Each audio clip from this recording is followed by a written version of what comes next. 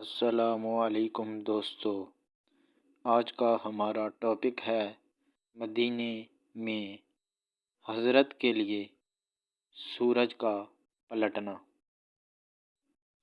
ابن شہر عاشوب نے حضرت ام سلمہ، اسماء بنت امیس اور جابر انصاری، ابن عباس، ابو سعید خدری، ابو ہریرہ اور امام جعفر صادق علیہ السلام سے روایت نقل کی ہے کہ رسول اکرم صلی اللہ علیہ وآلہ وسلم نے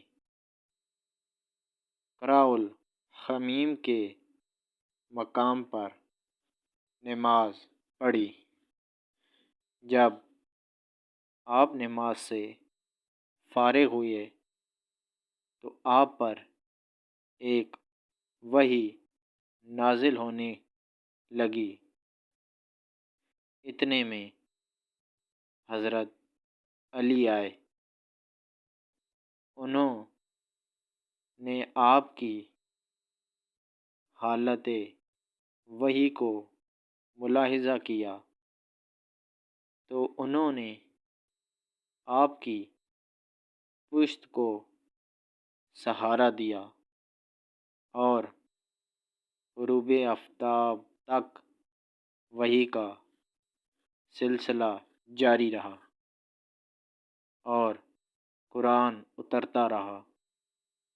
جب وحی مکمل ہو گئی تو رسول خدا نے فرمایا، علی، کیا تم نے عصر کی نماز پڑھی؟ حضرت علی نے عرض کیا، نہیں یا رسول اللہ، میں نے آپ کو سہارا دیا ہوا تھا۔ ان حضرت نے فرمایا، اللہ سے دعا مانگو، وہ تمہارے لیے سورج کو پلٹا دے۔ حضرت علی نے دعا مانگی تو سورج پلٹ آیا۔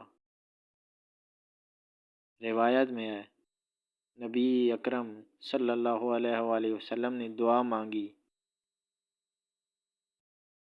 پروردگار، علی تیری اور تیرے رسول کی اطاعت میں